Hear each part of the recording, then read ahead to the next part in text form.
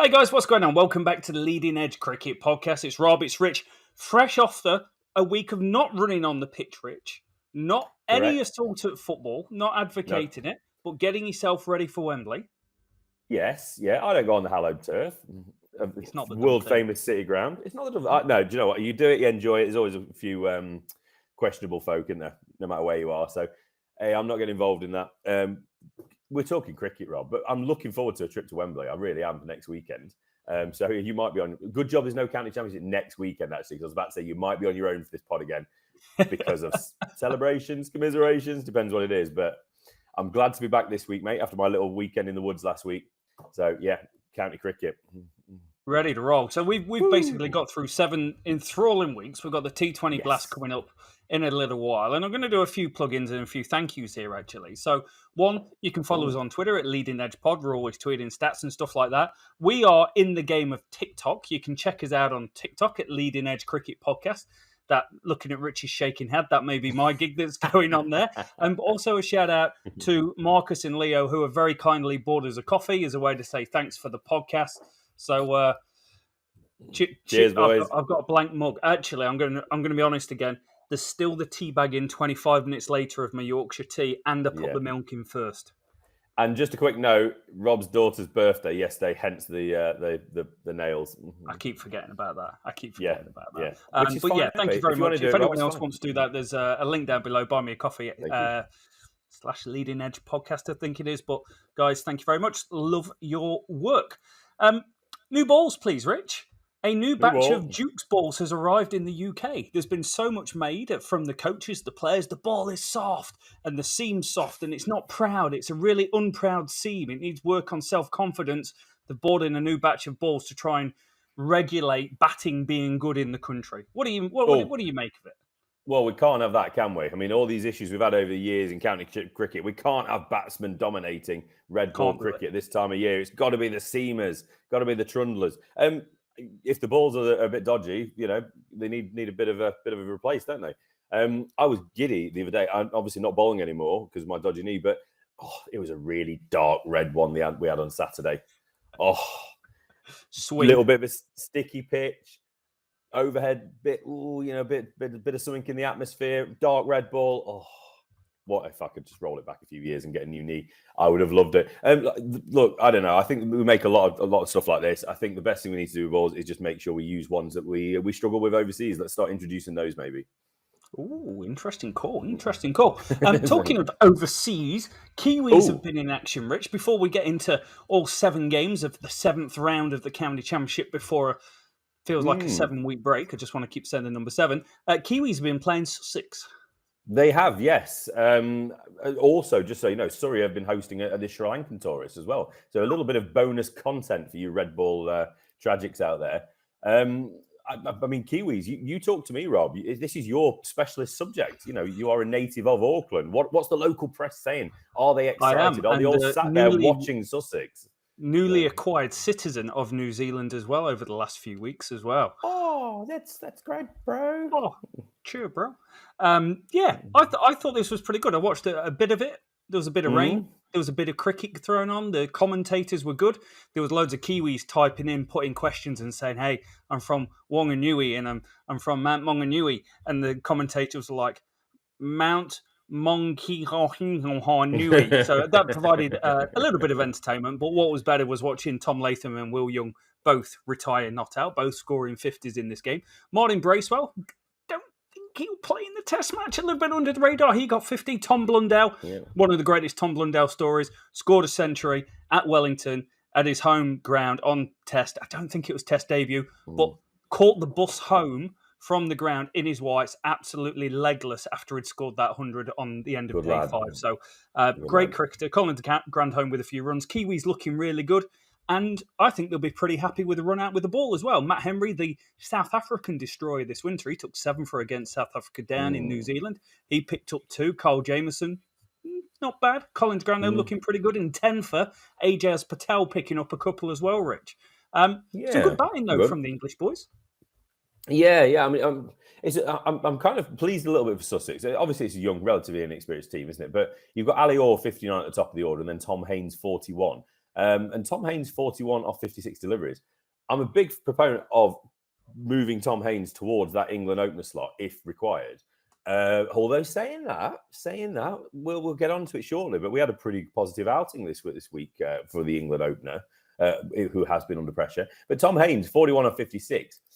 We often talk about going big, go centuries, don't we? And he bats at a really good lick, doesn't he, old Haynes? And I'm starting to get that feeling that maybe it's a good thing if he does just spend a bit more time in county cricket. It's great to see that positive intent, but maybe he just needs to go a little bit bigger and bat longer and show us he can absolutely do it and he's ready for that test team. But yeah, good workout for the Kiwis. I think there's a little bit of COVID floating around the pack.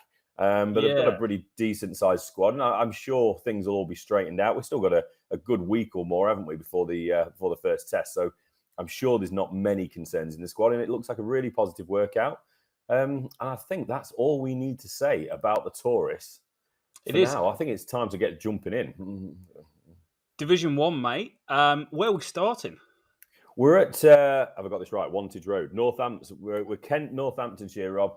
We have a draw. We're starting with a draw. This is what we like. Are you ready? Are you I'm catching ready. up? You got the window open? I've got windows open. I've got my Yorkshire tea bag still in. I'm good. Right then. Okay. So we're straight into a certain England under fire opener. He scored half centuries both innings, Rob. Certain ZAK CRAWLEY. This game was one of those nowhere near any other result encounter. It was a drawn match. So let's get into it. Up first, Kent. They amassed 519 for 9 declared with County Championship leading run scorer Ben Compton, the man in the news once again, starring, hitting his 400 of the year with 140. Fellow opener, ZAK CRAWLEY, 62. Well battered, Zach. Timely innings. And Daniel Bell-Drummond, 83, who's also got into a nice little run of form here. Skipper Jack leading 62 and Grant Stewart down the order 61. Northants then replied with a very impressive 430 with my man, Rob, wait for it, Ricardo Vasconcelos. Yeah. Leading the way with 71. Luke Proctor, 76. Lewis McManus, the keeper batsman, 58 not out, chipped in. Solid contribution, although all of the middle order and tail did contribute. Grant Stewart, we've mentioned him already, but he led with the ball, 3 for 85. Matt Quinn, 3 for 82. The game meandered, it fell to a draw with Kent second innings, ending 171 before declaration and handshake. ZAK CRAWLEY was a man out for 85. ZAK CRAWLEY, 85, to go with his earlier 62. Just want to say that again. With Compton 68 not out and Daniel Bell-Drummond there at the end as well. So we saw 9 Northants players have a go with the ball, Rob. So there's a couple of players that you weren't sure what they bowled, probably bowled in this game. So you can update your spreadsheet like a spreadsheet junkie that you are. Too much time lost in the game really for a result, but left both teams still searching for their first wins of the season. Yeah. What did we learn? Kent are the worst bowling attack in County Championship cricket coming into this week, and Northants went and scored 430 when they had a bat. So things haven't really changed. The things that have changed is ZAK CRAWLEY has found form at long last. If you do follow us on TikTok, there's a video with 40,000 views, which is all about ZAK CRAWLEY's technique and his head falling over and the bat coming through skew with. Worth a watch if you're into that thing. But he's just starting to come to light at the right time. 35 against Surrey last week, 62, 84 here. It's what you want to see. He's up to averaging 30, Rich, on the season. 350s from 10 innings. That feels ZAK CRAWLEY type numbers.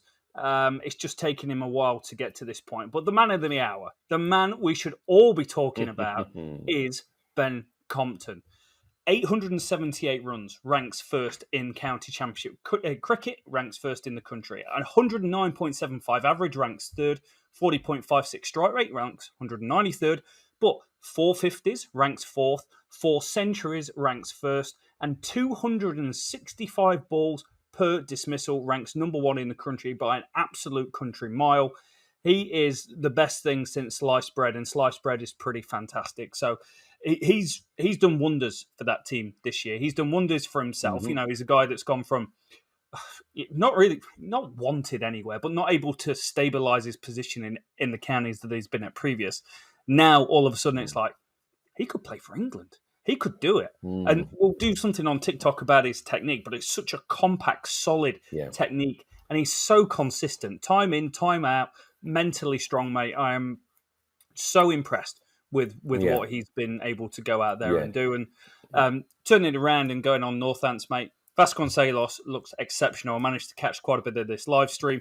He was looking beautiful, scored big runs last week, and I thought he was on for a biggie. And then he clipped Darren Stevens straight to mid-wicket. I'm like, you've been done there. You've just been done. You've been Stevensed.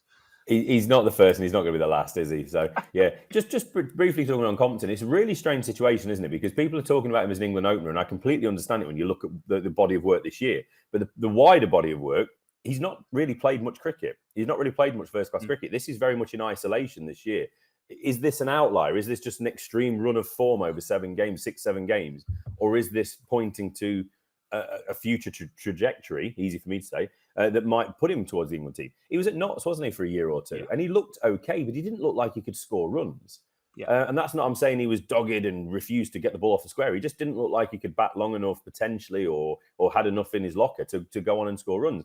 And when you think you've got Ben Slater and Hasib Hamid opening the batting for Notts, then you've got Duckett at 3. It's a really difficult card for him to break into. So sometimes a move is exactly what you want. We might kind of look at Notts and go, what the hell were you thinking? But I think probably, at the time, it probably was the right decision, and it's done him the world of good. I mean, there's a couple of lads that have moved from Notts. Matt Milnes, obviously, he's not played so much this year, but he's been exceptional for Kent as well. So, nice little conveyor belt of talent moving from Nottinghamshire to the south coast there. Seems to be, and Notts are still doing all right because their next load coming through are doing equally as good. You look at Compton, you're right. Body of work previous to this season is probably why he isn't on the England radar. If he'd been averaging 40, and around those sorts of numbers and then had this sort of season, then you're like, legit. And I think that's probably what you got from like in Alex Lees. You got years on years of like averaging 30, 35, creeping up towards 40, and then, now he's ready. Whereas Crawley is complete opposite. Averages not many, but looks really good when he scores his runs. Yeah, absolutely. Right, let's move it across to Taunton, Rob. Somerset against Hampshire. A big win for Hampshire. They recorded their 6th win of the season. They recorded a 10-wicket victory for chasing down that massive target, Rob, of 1 run against Somerset at Taunton. So Somerset posted 211 in the first series with plenty of starts, but only really Craig Overton really put up a score of note with his 44. Kyle Abbott led the way with the ball, 3 for 60 of him, whilst Mohammed Abbas, Ian Holland, James Fuller all grabbed 2 wickets each. Similar tale for Hampshire in their reply. Plenty of starts, no one really going on. 280 for them. Ian Holland, 49. Anarin Donald, 57 on his return to the side. It's really, really pleasing to see him back playing county cricket after quite a long absence. I think it was injury, wasn't it? Bit of a nasty one. Overton continued his great start to summer as he took 4 for 57 in 26 overs to celebrate his England call-up. Good for him. He's a fit seamer, Rob.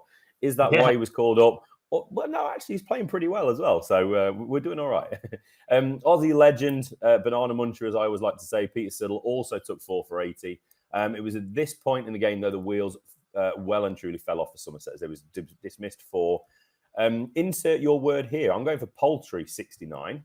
But you guys give me what you think it was if there's any Somerset fans out there. Inspired performance from Keith Barker, 6 for 27. He's having a stunning summer so far. Mohammed Abbas and Fuller also taking 2 wickets apiece again. Felix Organ, he was the man that was dancing in the middle. He struck the single run to chase down that epic 1-run target as Hampshire secured this very, very convincing win. Exceptional performance. And it's got to be the boy, Keith Barker, getting it done. The man's an absolute legend, mate. Finds himself 3rd in the wicket-taking charts out of English pace bowlers this year. 27 wickets at an average of 16.74. Absolutely exceptional. And it's not express pace, obviously, but it's so controlled. And this performance, I was watching the highlights earlier, was such a late swing. It was just bold. It was absolutely brilliant. Like there's times in your cricketing career, no matter what level you play on, you get someone and you're just like, they're going to get a wicket every ball. This felt like that sort of moment, and he's brilliant. He's brilliant with the bat. There was highlights of him coming down when he was batting, hit Jack Leics for 6, and then next ball reverse swept him for 4. The guy's got so many skills to pay the bills. It's incredible. Professional footballer, professional cricketer, puts up top-notch performances year on year for the team. Averages more with the bat than he does the ball. Falls into the sneaky, genuine all-rounder category. And Hampshire are just a very good team. I've got them ranked as the best bowling unit in Division 1, and it's going to be really tight because Surrey are such a great team and find themselves top by a few points, playing the same amount of games, but Hampshire have won more games. And that's what I feel is going to be critical when it starts to come down to the wire is, can you win games of cricket?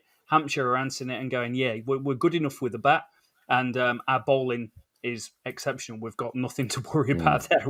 We're just a very, very good lineup. And Somerset are, unfortunately, what we thought they were at the start of the season. I said, I'm not quite sure about this. Bowling attack, immense. The bowling attack is absolutely immense. They're averaging 23 with the ball, second in county cricket overall, just behind Hampshire, but their batting is woeful. They are finding themselves bottom of the batting chart in Division 1. In fact, they're only just averaging more with the bat than they are with the ball. That's how much of a world of hurt they are in. And it's just not enough support going round, Rich. You can't expect Tom Abel to go and score the runs every single week. He averages 50. Matt Renshaw averages 40. And then the next is Tom Lavenby, who's averaging 27. There's just huge drop-off. So you've seen the previous 2 weeks, they've managed to get 400, 500. But the first 3 weeks, say, they had all these low scores. And they've gone and done the same here. Low score. It's just a lack of consistency. Yeah, it's going to hurt them. Teams are starting to become, find themselves in the table and be what they're going to be. I think that's it, isn't it? Early season, you made that brave call, Rob, of saying Somerset, you believe they will be one of the two teams to get relegated. They're only just above the relegation zone of Kent and Gloucester. And Hampshire are floating to the top, aren't they? That's 4 wins, most wins in Division 1, 1 loss, 1 draw. They're just behind Surrey, who are hosting the Sri Lankans this week. So again, they are becoming who they are and what we expected them to be. So really good performance for them. 2 more games in Division 1, isn't it? So let's get into the next one, Rob. Warwickshire, Yorkshire, honours even for this one at Headingley. We've had a bit of bad weather over this week, haven't we? Which is why a few games lost a bit of time, second, third day. But the draw was always going to be the result for this one. And Michael Burgess, 96 not out, was the starter, and Warwickshire's first innings score of 244. Matthew Lamb also adding 45. Jordan Thompson, 3 for 74. Stephen Patterson, 3 for 43 even, made the inroads, along with lively 20-year-old seamer Matthew Reeves, somebody that some people were telling us to take a closer look at, Yorkshire fan. And he's done well again in this game. 2 for 53 for him, and 2 for 31 for 23-year-old Tom Lowton. Couldn't read my own timing then. And Yorkshire took control of the game at the turn of the first innings, scored at 449, Rob. That's what Yorkshire do at the moment. They score runs, don't they? And we know where it's coming. Usually, but this game, veteran opener Adam Lye, 145. His first 100 of the year. That's a surprise. I don't think he's probably taken this long to get his first 100 of the year in many a year. But the New England man, and I'm not talking about an old Tom Brady gag here, but New England man Harry Brook continued his stunning summer, 82 off 117 balls for him. And that impressive youngster we mentioned, Matthew Reeves, also got himself 53 not out. Second half century for him and his top score so far to date. So another ascending player we need to start getting our eyes on. Aussie Nathan McAndrew, 4 for 111, the pick of the Bears bowlers. Our good friend and occasional podcast visitor, Chris Tall, is a big Warwickshire fan. Not overly impressed by Nathan McAndrew so far, but good to see him get some wickets for him. Hopefully that's a bit of a turning point. The game moved towards a draw, didn't it? Warwickshire used the final day for batting practice, it seemed. 252 for 3. Sam Haynes and Captain Will Rhodes both finishing unbeaten on hundreds. 109 in 332 deliveries for Haynes and 111 in 297 balls for Rhodes. Epic, dig in, proper Yorkshire that was. Jordan Thompson claimed all 3 wickets. As we break for the T20, Rob, both teams find themselves stuck on 1 win each so far for the year. Bit of a strange. There's a lot of them two teams. Who would have thought this? Winning games of cricket is hard. In Division 1, and don't ask me why I was working out this stat, but 25% of the games end up with a team winning. So 75, you've got a 1 in 4 chance of winning a game. So if you're doing better than that, you're going to be in the upper echelon. Yorkshire are getting by on the fact that they're playing really good cricket. They're not just taking enough wickets. A couple of real big shout-outs here. One, Sam Haynes, double 100 last week, follows it up with 111 not out here, takes himself into the top 10 run-scoring charts in the country. A guy who, probably in white ball, should be involved in some sort of England watch, particularly in one-day international cricket. Surprised never been given the opportunity. We keep coming back to that point, but it is a genuine thing going on. Matt Revis is a really interesting cricketer. I was doing a deep dive on Matthew Revis this week on the Cricket Archive website and found he had been batting in the top 4 in the Bradford or the North Yorkshire Premier League this season and had hundreds to his name. That's a deep dive. Well, I think it was a Yorkshire fan who got in touch with us just to say that he's a player to keep an eye on after we did the all-rounders. Yes. And he wasn't a name that had popped up. Obviously, they only got 150 in his very, very short and limited career so far. in first-class cricket. But I mean, he's got a 53 now. So forgive me for not remembering who the person mentioned it was, but it was a great shout. And Rob, that's great deep diving. Yeah, that's deep diving. It got me going, mate. It got me going. I was like, I'm just gonna have a quick look at him, see who he's been playing for. And I can't remember the team names. I've not got it in front of me. But 100 this year in the Prem, and I know there's a big gulf between Prem cricket and county cricket. But he's obviously someone with a lot of talent. Dom Sibley didn't score any runs in this week, but again, coming back to TikTok, we've done a video on Dom Sibley's change of technique and looks completely different. He looks a slightly different player. Instead of having the bat pointing out, facing towards second or third slip, and then kind of curving back into players' shots, he's standing a little bit more upright. The bat's straight, his head's straight, he's not crabbing down. Looks a completely different player and looks more like a stereotypical opener. And if you're watching him, you're seeing him score runs, you're actually seeing him open up, not 360, but there's a wide V going on where he's able to score runs all around the wickets, and he's playing some really good cricket.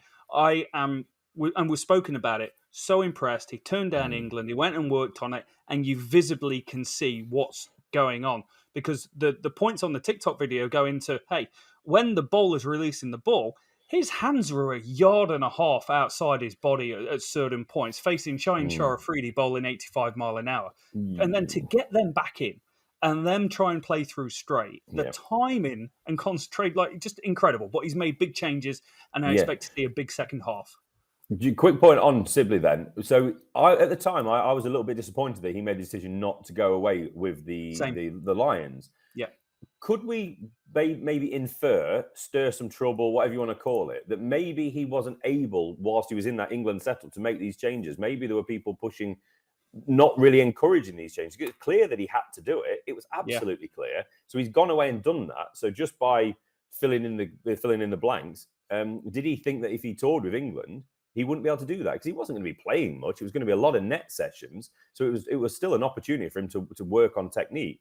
So maybe he didn't have the confidence in the coaching staff or whatever it might be, or the whole environment, that he was able to look at his technique. You'd hope the best guys are around you at international level, but it's not the first person. Was it Ollie Pope in the winter who flew his batting coach out to work with him? He's got his own batting coach that he works with, and that's probably not a bad decision. Like, if you're a pro athlete, you've probably got your own personal trainer that you want to work with, all these different things. But it doesn't bode well, and doesn't really happen in many sports where the top tier international athletes have their own coaches rather than the elite class around them. No, not at all. Quick question. One of the things I put a message on, I think it was day 2 of the England Watch tweets that we put out batting. I think I followed up with, I think a few of these guys are going to have to be removed from England Watch soon. Rob Yates, talking of England Lions over the winter, got nearly 1,000 runs. Well, 1,000 runs if you include the Bob Willis Trophy last year. Promising young opener. He's now batting at 3. He's having a bit of a struggle this year. He is. And I can't tell you why, because I've not... maybe I'll have a look. We'll do some comparison videos on TikTok. The reason they're not on YouTube is because they'll just get the channel wiped off straight away. They'll get picked up by the YouTube bot. 133 runs, mate. He is... Sorry, not quite 133 runs. No, exactly. 133 runs at an average of 40. 132.75. Thrown into the mixer. He is... This is incredible. 78% of his outs are for under 20. So he can't get going at all. No. And, he's only had 9 outs. So 7 times this season has been cleaned up for under 20. So obviously some big issues going on. Maybe partly mental about moving to number 3, or may just be that sophomore blip that people go through. People have got more study, more film on you, more analytics, kind of thinking, this guy scores his runs here. We're going to set up these sorts of plans. So it could be a whole multitude of things. Yeah, absolutely. Anyway, let's keep moving it on. So last game, there's 4 games this week in Division 1. Let's get over to Old Trafford, Essex, Lancashire. This was huge, a huge win, Rob. An innings and 56 run early. Early on day 4, very early. I don't know exactly what happened on day 3, but I'm shocked that they actually let this game go through, because there was just 1 wicket remaining as we got into day 4. Luke Wood, he was the man. He was dismissed by Jamie Porter on the morning of the 4th day to give Essex a 22-point victory, only their 2nd of the season. So the game was set up nicely by Essex. Solid first inning score of 391, with Dan Lawrence showing the England selectors what they're missing with a lovely 120, although apparently he was almost dismissed very early on. I think he nicked through keeper in first slip. So you got to take a bit of that luck, haven't you, on your way to some of these scores. Nick Brown, 71. Shane Snater down the order, 72. The other notable contributions. Tom Bailey, 3 for 61, was a pick of the Lancashire attack, which did include a certain James Anderson again. In reply, Lancashire's top order crumbled. They were 24 for 5 at one point. And if you go and look at the scorecard, there's some very good batsmen in that lineup. Bohannon, obviously, Keaton Jennings, Villas, etc., etc. This was an exceptional performance from Lancashire. Only really Phil Salt came out the innings with any credit as he continued his steady form with 44. So 103 all out for Lancashire. Sam Cook, chief destructor again, or destructor in chief. Wonderful 4 for 18 off 13 overs. Lancashire did improve on the first innings shambles. Again, insert your word here. Putting up 232, but only Dane Villas who really did his job, although Salt and Croft did both dig in to help take the game into the fourth day. Obviously, like I said, it was that 1 wicket they needed, didn't they? Simon Harmer, though, in that innings, got his reward. He bowled 41 overs in the innings, Rob, 5 for 89. I think he's only just coming back from international duty as well, so shows a bit of commitment from the guy, doesn't he? Who could have been an Englishman if it wasn't for a certain vote a few years ago. So after a start of 2 wins and 3 draws, this first defeat and the manner it came was not what they were expecting, I'm going to guess. A really great win for Essex, but a bit of a kick in the proverbials for Lancashire.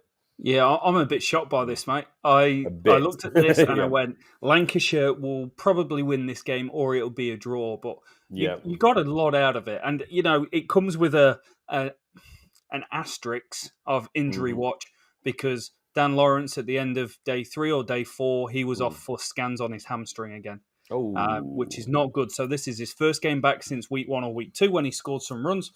Finds himself in pain, but 100's going to do him some good. 218 runs at an average of 36 this year. This is just what he needed, but injuries definitely not what he needed to go with it. I was surprised they batted so well here against this attack of Bailey, who's exceptional, Anderson, Ali, Luke Wood, who's potentially a little overrated in red ball cricket for me, but Matt Parkinson, who's been great this season and did at one point find himself second wicket taker in Division 1.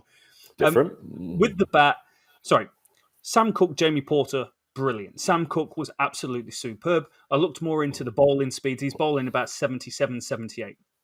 And the Cricinfo article states that they're probably, which doesn't mean it is, but about 3 miles an hour less than the TV camera. So potentially bowling in those early 80 sort of numbers. He was really good. I was really impressed with Jamie Porter, who this was probably a little bit of a return to form because he's been out of form for a little while.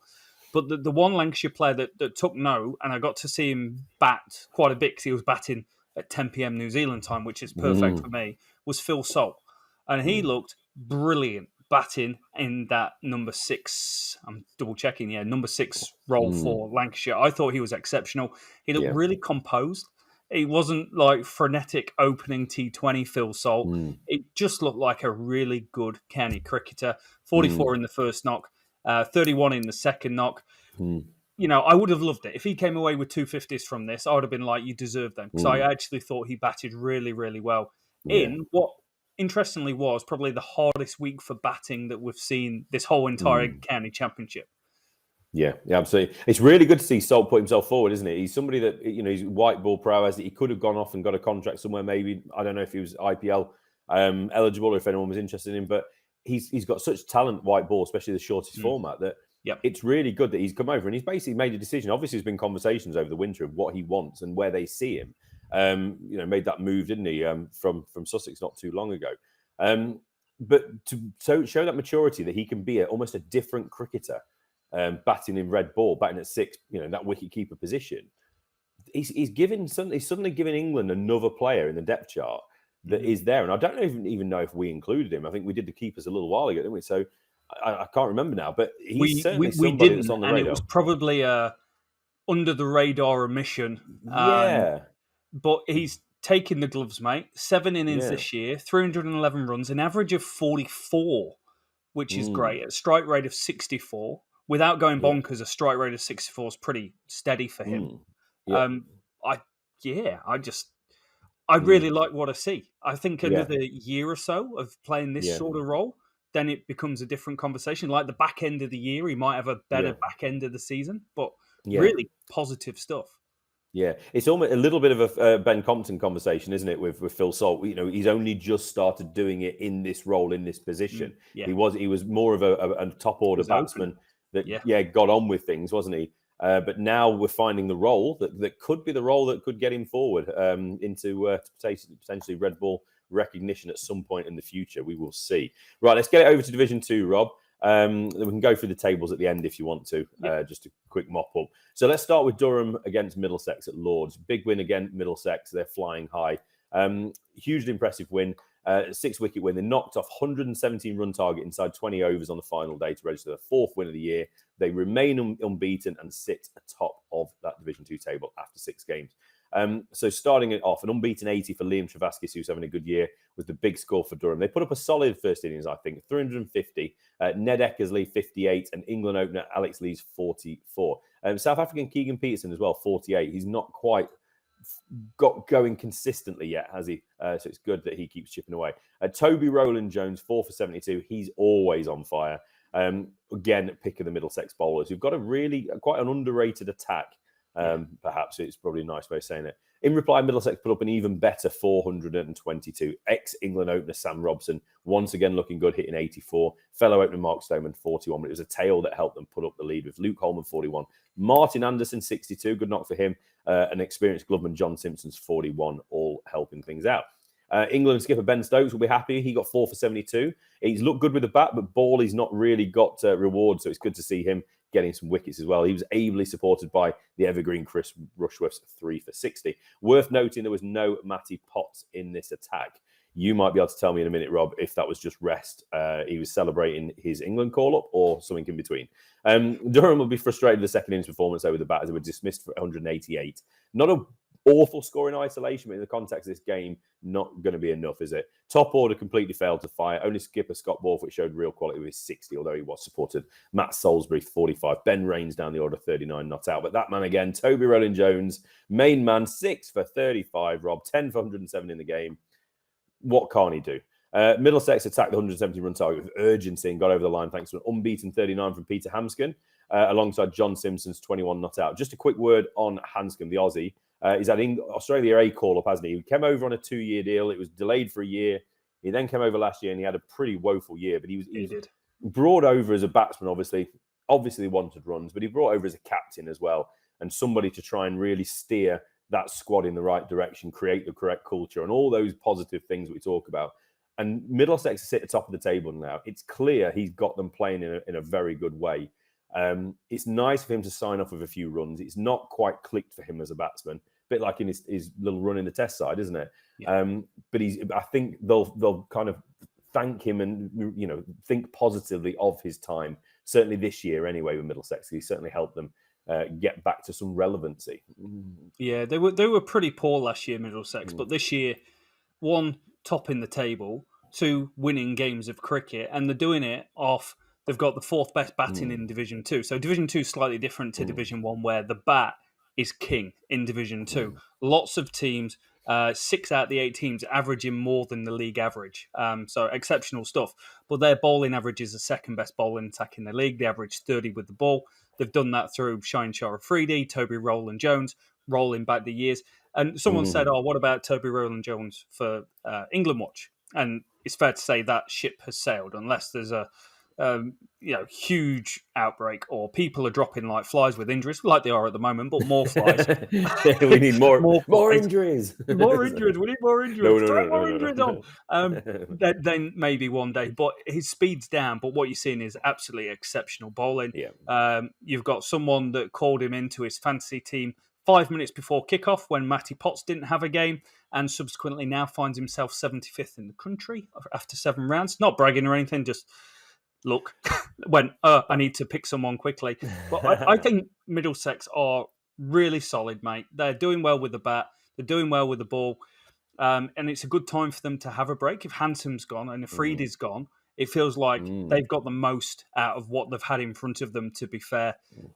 Durham, mid-table sort of team. Great to see Stokes looking good with the ball. He was the fastest bowler in operation by a long way. Actually, I don't think we had a speed gun, but just from the eye, looked totally different. It looked like an international quality bowler, bowling pretty damn fast as well. In fact, he pinned someone straight on the head, and I can't remember who it was now, but it was a real good blow, and it was quick.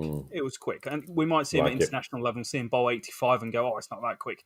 85 mile an hour is still pretty quick. So yeah, good for Middlesex, and great for Ben Stokes. Yeah, it'll be interesting to see what they do overseas wise, won't it? Obviously, Shine Shafridi, he was supposed to be coming back later in the summer to pick up the red ball again, but he's I think the Pakistan international calendar is not being kind with the way that the English calendar is set out. So we're not going to see him again this summer, which is a real disappointment. He might not have statistically lit the world alight, but he's been exceptional, and it's been great to see him, hasn't it? So that'll be a big let's see how it goes for Middlesex. Can they sustain this this start to the season as we get into the business end? Shout out to the Middlesex YouTube channel, who I think is one of the best YouTube channels going around. They've always got really interesting interviews with the players and with the head coach. I think it's Richard Johnson, the head coach, but real transparent about what's going on, the players, the setup, and all that sort of thing. I just think they're doing a great job. Excellent stuff. Excellent. Right. Let's get to Trent Bridge, Rob. Notts romped home to a 10-wicket win against Derbyshire. Second time this season that they've won by 10 wickets. Hasib Hamid and Ben Slater chased down not an inconsequential amount of runs here, 165 run target. And they did it by lunch on the final day. Well, I mean, we say lunch. It was sort of lunch. They added about 3 or 4 overs. Then they added another couple of overs. So they just kept going until the game was won, which made sense anyway, didn't it? Hasib Hamid played very positively. This is a if you think you know what Hasib Hamid is a batsman, this is a different knock. But we will get onto that later. Whilst the margin of victory was reflective of the Notts performance, the key was making sure run machine Shan Masood was restricted after he's pretty much dominated all attacks so far this year. So credit to the Notts attack. So anyway, let's get into it. Derbyshire posted 260 first up. Brooke Guest 51, someone we should be keeping a little closer eye on, and Lewis Deploy 57. They were the half centuries. Lewis Rees fell just short with his 49. Stuart Broad bowled well in his final outing before his return to Test match duties. 2 for 36 for him off his 19 overs. Good control, as you'd expect. And Aussie James Patterson, 2 for 85, including the all-important scalp of Masood for just 18. Dane Patterson, also 3 for 36. In reply, Notts' scorecard saw contributions from everyone. But it was Ben Duckett who led the way once more with 86 of 114. I was watching as he was getting into the 80s, and I just thought he lost momentum. He was not getting the strike. Which was a bit frustrating in that period. He looked very fluent, though, again.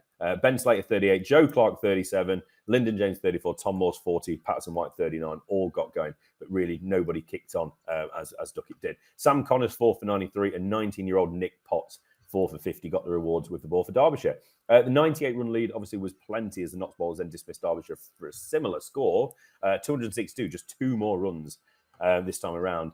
The lead looked even better, Rob, when Broad took Shan Masood duck a 3rd ball of the innings. That's what wins the game of cricket, isn't it? The quality of Broad over the quality of Masood. It was Broad that won this one.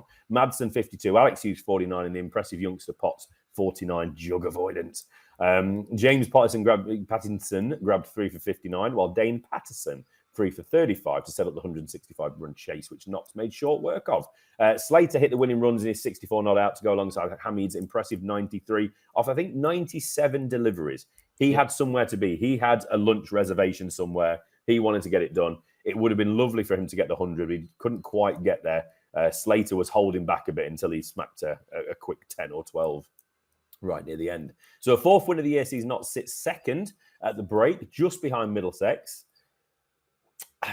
I think they're going to be fighting it out. I don't think there's going to be anybody else in Division 2 that's going to be threatening Middlesex and Notts.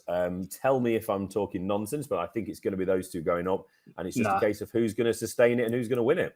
Yeah, best 2 teams in the division by a country mile. And the thing that makes them stand out, I talked about it being a batting division, 6 teams averaging over the league average of 34 this year. With the ball, Middlesex averaged 30. Notts the best bowling attack in the division, averaging 26. And they're probably only going to lose Stuart Broad when the next round of games comes around. So they're really, really strong unit. Notts, they're averaging 40 with the bat, which is the second best in the division as well. Interesting enough, only just behind Derbyshire. Derbyshire's problem, they've been exceptional with the bat, and before this week, we're ranked number 1 in the country, averaging over 50 with the bat, thanks to Sean Masood and Brooke Guest and Wayne Madsen having a great year. That's awesome. But with the ball, they're averaging 41. So they're almost nine, but not so the real deal. Everyone looked at them at the start of the season and went, this is a really good team. First day against Sussex, they had a rough ride. But here you've seen them go against the best performing batting unit in the country and win big and win by 10 wickets. And that's a massive statement because for the first time in a long time, Derbyshire were knocking on the door going, hey, we might be able to put a little push in here around promotion. And what you've seen is just cream rise to the top. Middlesex, very good. Notts, very good. Both teams getting better. Absolutely. Right, let's wrap it up, Rob. One more game to get through. New Road, Worcestershire, hosting Leicestershire, and Worcestershire won this one by an innings and 239 runs.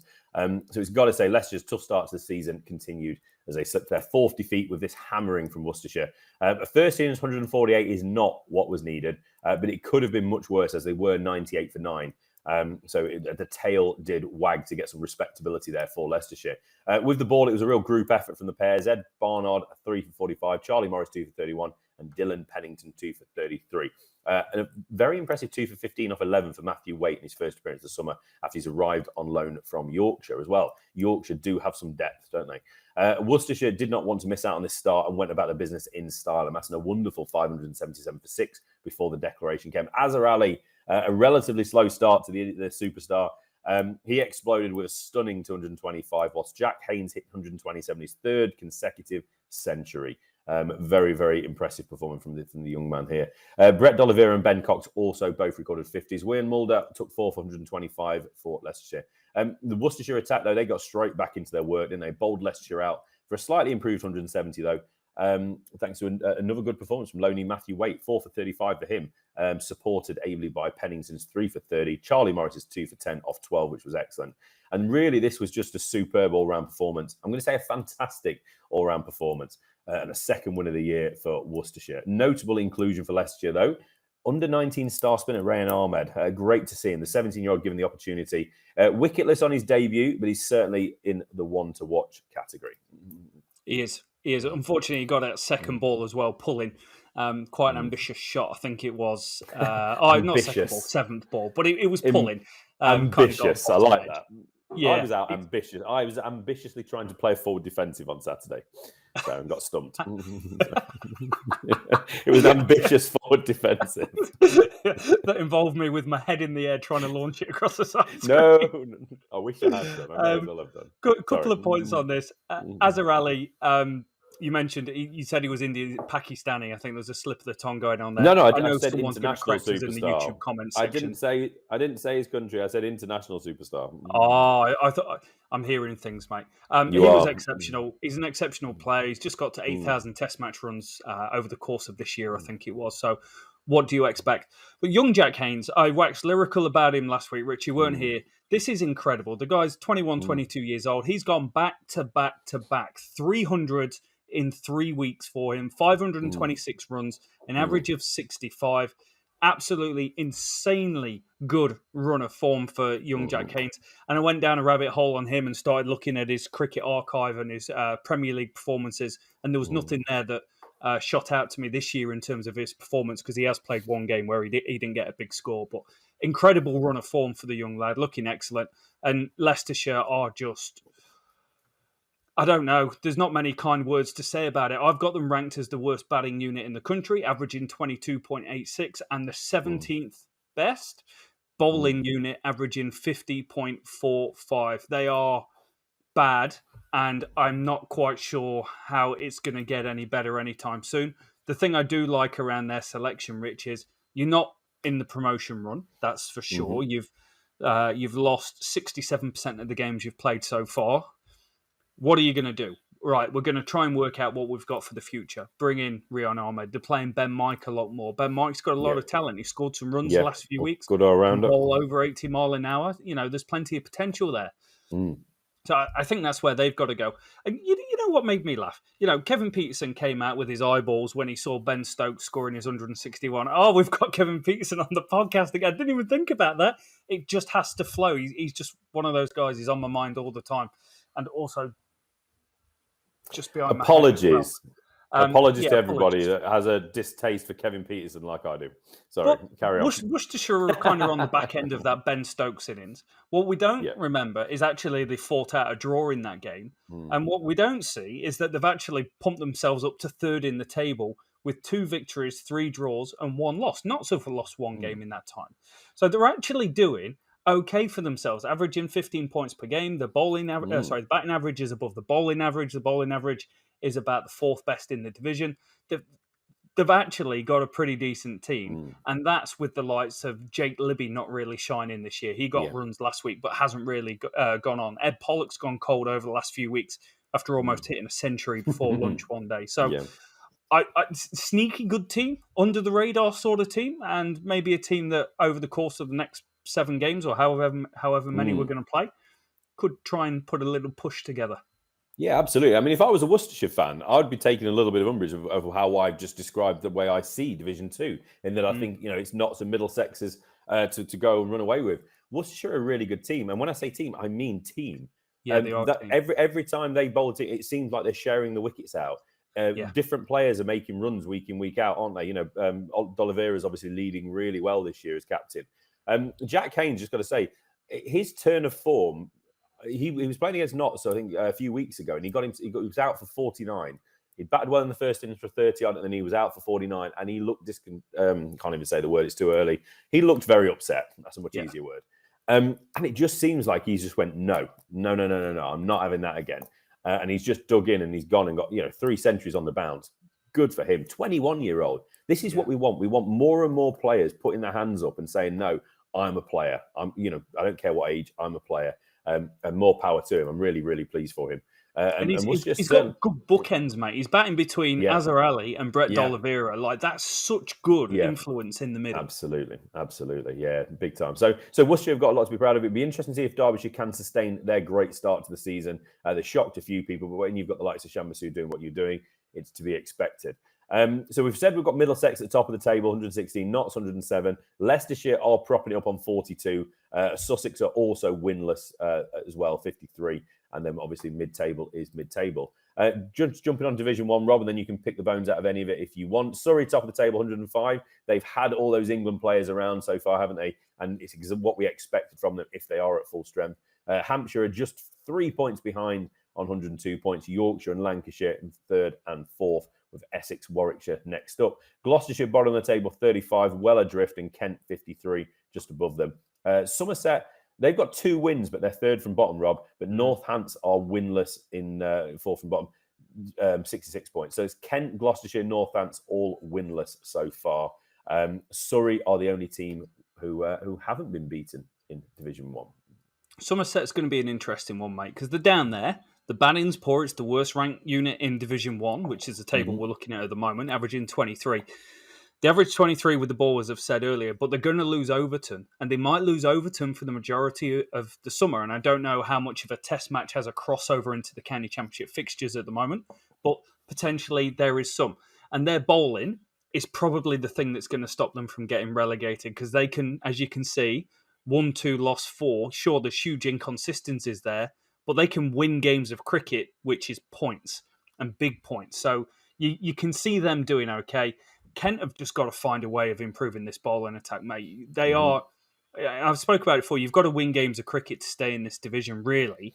Northants, Kent and Gloucestershire all seeking for a win, but it's who's going to win the games between those guys in the second half of the season, which is really going to equate to who's going to go down. Lancashire may struggle a little bit without Anderson, may struggle a bit without Parkinson potentially getting a call up at some stage. It's going to be interesting how they go.